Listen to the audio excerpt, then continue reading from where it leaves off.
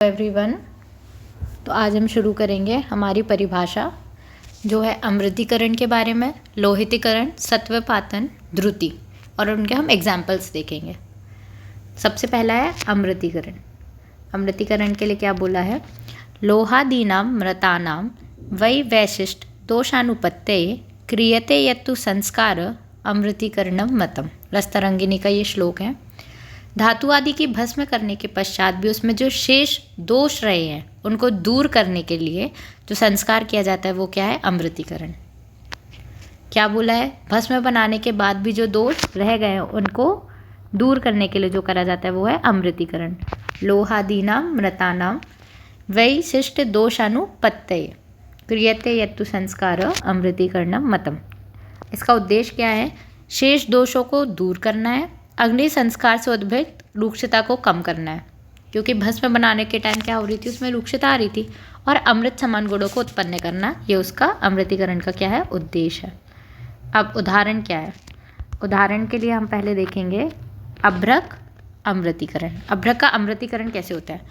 अभ्रक भस्म को 10 भाग लेना है, त्रिफलकवात को 16 भाग लेना है, गोघृत 8 भाग, जलीयांश खत्म होने तक इसको उबालना है, शेष द्रव्य को पात्र के मध्य में लेके लाल वर्णीय गर्म होने तक तेज आंच में रखना है। ठीक है, उसे मिट्टी के पात्र से ढक देना है। जब वो श्वांग शीत मतलब ठंडा हो जाए तो वो जो अभ्रक है वो क्या हो गया है? अमृतीकरण उसका हो गया। अब इस विधि संस्कार का एक दुष्परिणाम भी आचार्यों ने बताया है। क्या है? वर्ण हानि। लश्चर और कलर चला जाता है उसका, लाल वर्णीय भस्म ब्राउन या काला वर्णीय हो जाता है। ये सिर्फ उसका एक दुष्परिणाम है। नेक्स्ट हम पढ़ेंगे लोहितीकरण। लोहितीकरण क्या होता है? अभ्रक भस्म का लोहित वर्ण पुनः प्राप्त करने के लिए, अमृतीकरण में उसका कलर चला गया था तो लोहितीकरण में उसका पुनः कलर प्राप्त करने के लिए लोहितीकरण किया जाता है। इसमें अभ्रक का लोहितीकरण कैसे करेंगे अब वो देखेंगे। अभ्रक भस्म को 1 भाग लेंगे, गंगरेन, नागरमोथ, वटक्षीर, वात मूल का स्वरस या हरिद्रा और मंजिष्ठा क्वाथ से भावना देनी है। भावित करके उसको 2 से 3 बार गजपुट देना है। उससे क्या प्राप्त होगा? निश्चंद्रत्व, मृदु, रक्तोत्पल वर्ण अभ्रक भस्म हमको प्राप्त होगी। नेक्स्ट हेडिंग आती है सत्वपातन। क्षार अम्ल द्रवकैर युक्तम ध्यात्मा करो कोष्टके यस्तो निर्गतः सारः सत्वमित्यभिधीयते। क्या बोला है?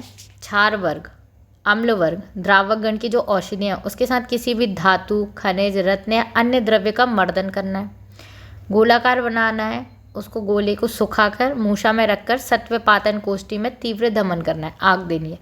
मूल पदार्थ का जो सार रूप पदार्थ प्राप्त होता है उसे सत्व कहते हैं।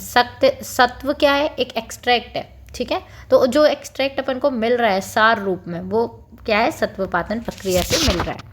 उसका उदाहरण हम देखेंगे तो क्या है? तुत्व, दैट इज कॉपर सल्फेट का सत्वपातन करने पर ताम्र धातु हमको प्राप्त होती है। ठीक है, CuSO4 में Cu। नेक्स्ट है द्रुति। औषध अधमान योगेन लोह धात्वादिकम तथा संतिष्टि द्रवाकारम सा द्रुति परिकीर्तिता। इंपॉर्टेंट श्लोक है, आपको लर्न करना है। द्रुति का अर्थ क्या होता है? पिघलाना। विशिष्ट औषधि तथा तीव्र दमन से लोहित आदि धातु को द्रव रूप में करना जो है वो क्या होता है? द्रुति कहलाता है। यहाँ पर यह बात द्रष्टव्य है कि यह द्रुति रूप धातु सामान्य तापक्रम में क्या होती है? द्रवित रूप में ही रहती है। इसके प्रकार में देखेंगे तो पहले आती है गर्भद्युति और दूसरी आती है बाह्यद्युति। ठीक है, अब गर्भद्युति क्या होती है?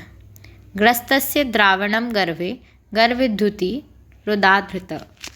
गर्भ मतलब आंतरिक, द्रुति मतलब द्रावित करना। द्रुति इन द सेंस लिक्विफिकेशन करना। यह प्रक्रिया पारद संस्कार के लिए करते हैं। पहली चीज चरणार्थ ग्रास जैसे अभ्रक सत्व, ठीक है, को पारद में पूरी तरह समाहित कर लिया जाता है।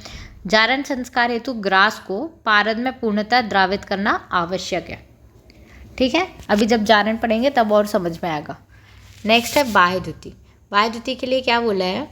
वही रेव द्रुति कत्वा घन सत्वादिकम खलु जारण रसेन्द्रस्य सा बाह्यद्युति रुच्यते। बाह्यद्युति के लिए पहले अभ्रक आदि सत्व को दिव्य औषधि जैसे सुअर्चल, व्रजवली आदि से भावित करना है, फिर गर्म करके उसे द्रवित करना है। और फिर पारद के साथ मिलाना है लिक्विफाई करके। ओके, इसे द्वंद्व मेलापन भी कहते हैं, द्वंद्व मेलापन को बाह्य द्रुति कहते हैं। ठीक है, अब द्रुति के लक्षण क्या है, कैसे पता चलेगा कि ये जो द्रुति है वो हमको प्राप्त हुई है। निर्लेपत्वम मतलब पात्र में जो नहीं चिपकती, द्रुतत्वम द्रव रूप में लिक्विफिकेशन के बाद जो लिक्विफाइड ही रहे, तेजस्त्वम चमकदार रहे, लघुता मूल पदार्थ को हल्का होना उनका, असंयोगश्च सूतेन पारद के साथ मिलाने पर भी पारद से अलग रहे। ये 5 द्रुति के लक्षण है। वही इंपॉर्टेंट द्रुति के कितने लक्षण है, 5 जो रसरत्न समुच्चय ने बताए।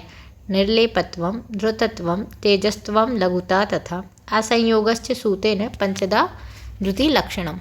ओके, तो आज का ये टॉपिक यहीं ख़त्म हुआ है। इसमें हमने क्या देखा कि परिभाषाएं कौन कौन सी हैं और उनके उदाहरण क्या हैं। ये क्वेश्चन SAQ में भी आ सकता है, नहीं तो आपको श्लोक के माध्यम से MCQs भी पूछे जा सकते हैं। Thank you so much.